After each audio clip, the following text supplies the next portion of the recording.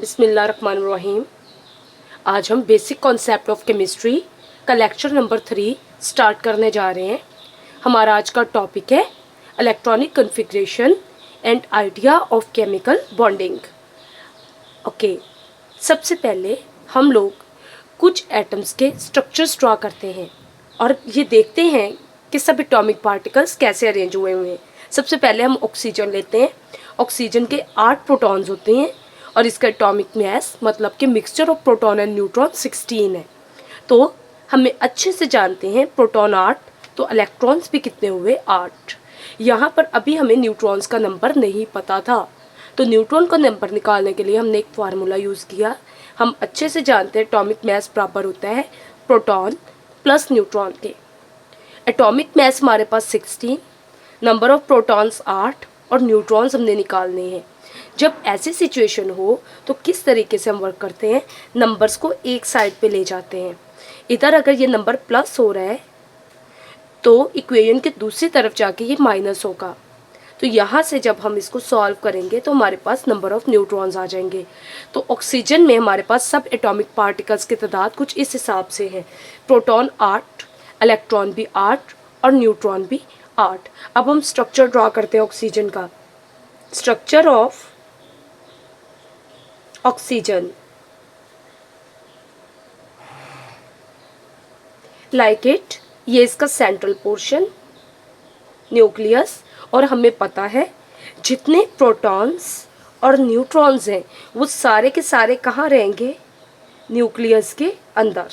तो 8 प्रोटॉन और 8 neutron nucleus के अंदर, क्योंकि उसके पास कोई ऑप्शन नहीं है। अब हमने ये 8 इलेक्ट्रॉन्स को डिस्ट्रीब्यूट करना है, तो इसके लिए इलेक्ट्रॉन्स ने कहाँ पे रहना है, शेल्स में।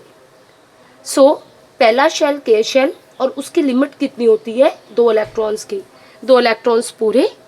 अब हम अगले शेल की तरफ मूव करेंगे। अब 8 में से 2 इलेक्ट्रॉन पहले शेल में आ गए, बाकी के बचे 6 इलेक्ट्रॉन वो एल शेल में चले जाएंगे। 1 2 3 4 5 6। तो ये हम लोगों ने ऑक्सीजन का स्ट्रक्चर ड्रॉ कर लिया। जहाँ हमारे इलेक्ट्रॉन्स का नंबर ख़त्म हो जाएगा, हमारी शेल की ड्राइंग भी ख़त्म हो जाएगी। ऐसे ही हम कुछ और एलिमेंट्स के, कुछ और एटम्स के स्ट्रक्चर्स को ड्रॉ करते हैं। सेकंड नंबर पर बच्चों हम लोग क्लोरीन का स्ट्रक्चर ड्रॉ करते हैं। क्लोरीन 17 इसका प्रोटॉन नंबर होता है और 35 इसका एटॉमिक मास होता है। सबसे पहले हम इसके सब एटॉमिक पार्टिकल्स निकाल लेते हैं।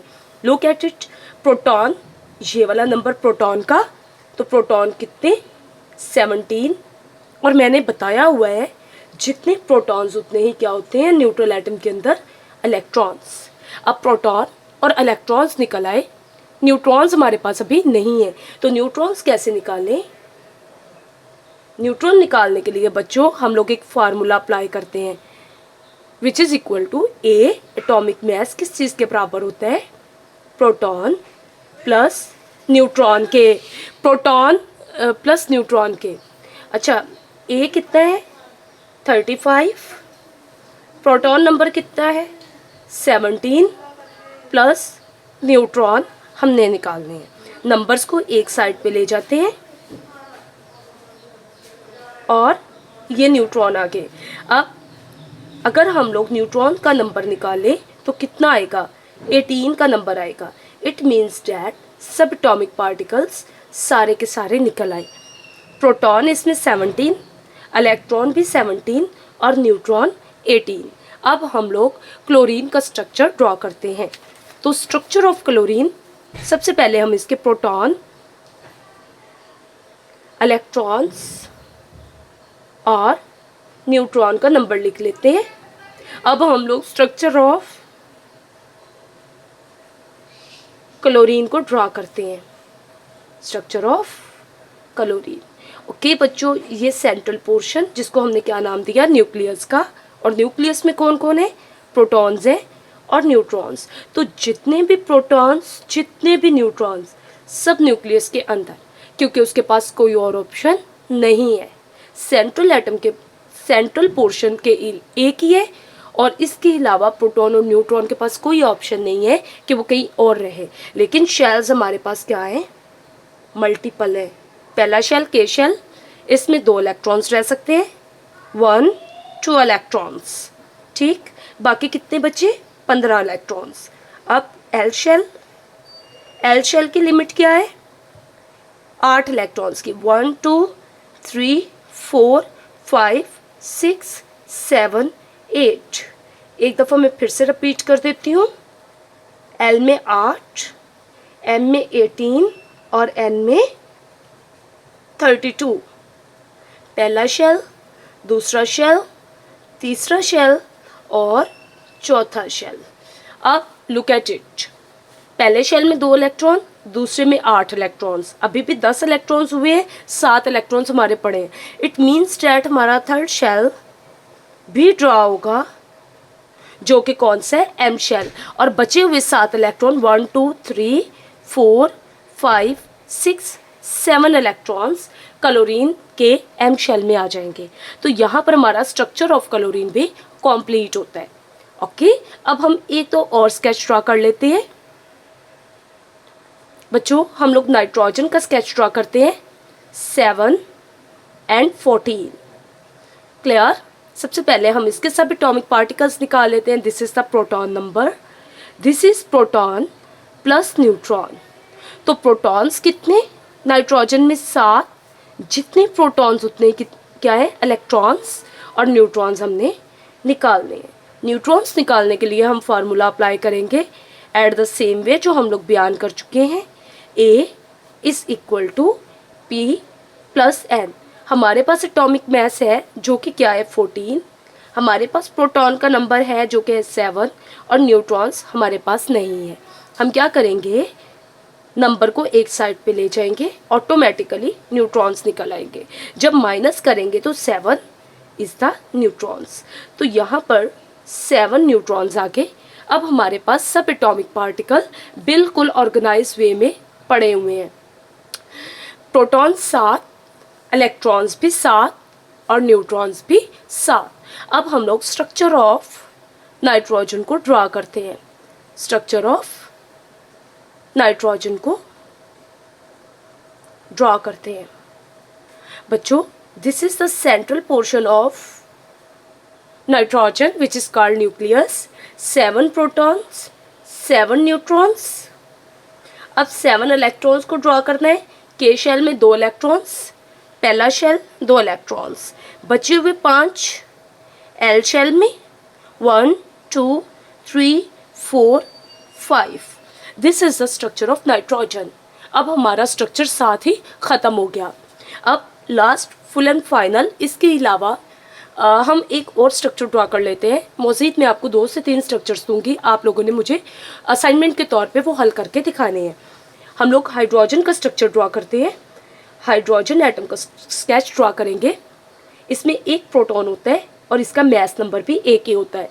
इट मीन्स डैट इसमें प्रोटॉन्स कितने हैं? 1 और इलेक्ट्रॉन्स कितने होंगे? 1।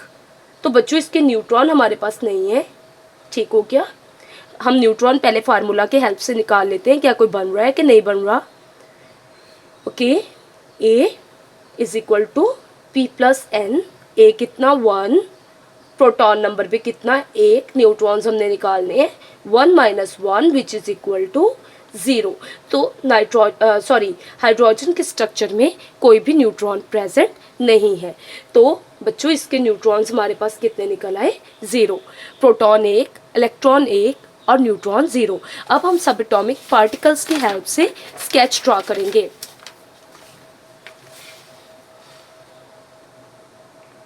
तो हम लोग अब स्ट्रक्चर ऑफ हाइड्रोजन ड्रॉ करते हैं। बच्चा, this is the central portion of hydrogen which is called nucleus of hydrogen. 1 proton, 0 neutron and 1 electron. तो ये हमारा काम फिनिश। ये स्ट्रक्चर ऑफ हाइड्रोजन बन गया। अब हम लोगों ने देखा सब एटॉमिक पार्टिकल्स की तादाद मुख्तलिफ होने की वजह से हर एक एटम का डिफरेंट स्ट्रक्चर बना। Look at it. अगर मैं ऑक्सीजन की बात करूं बच्चों, तो ये स्ट्रक्चर सेकंड शेल तक गया। अगर मैं क्लोरीन की बात करूं तो यही स्ट्रक्चर थर्ड शेल तक गया। नाइट्रोजन में ये सेकंड शेल तक, लेकिन बाहर वाले शेल में 5 इलेक्ट्रॉन रहे। और हाइड्रोजन के केस में यही स्ट्रक्चर सिर्फ ओनली 1 शेल तक गया। हर एक का स्ट्रक्चर डिफरेंट, उसके अंदर पाई जाने वाली खसूसियात भी मुख्तलिफ हो गई। अब बच्चा हम लोग नेक्स्ट, आप लोग सबसे पहले ये आपका टारगेट है कि आपने मुझे स्ट्रक्चर ड्रॉ करके दिखानी है। कार्बन 6, 12, बोरोन 5, 11, लिथियम 3, 6, ये 3 के स्ट्रक्चर्स आपने मुझे ड्रॉ करके दिखाने। सिमिलर वे में इसका प्रोटॉन, इलेक्ट्रॉन्स और न्यूट्रॉन्स निकालने के बाद इसकी स्ट्रक्चर ड्रॉ करके मुझे आपने दिखाने हैं। ये आपका होमवर्क है, ये आपकी असाइनमेंट है।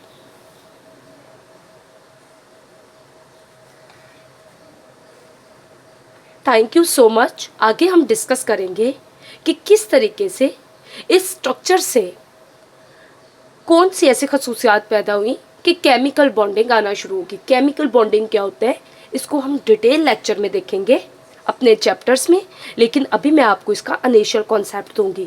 Thank you so much.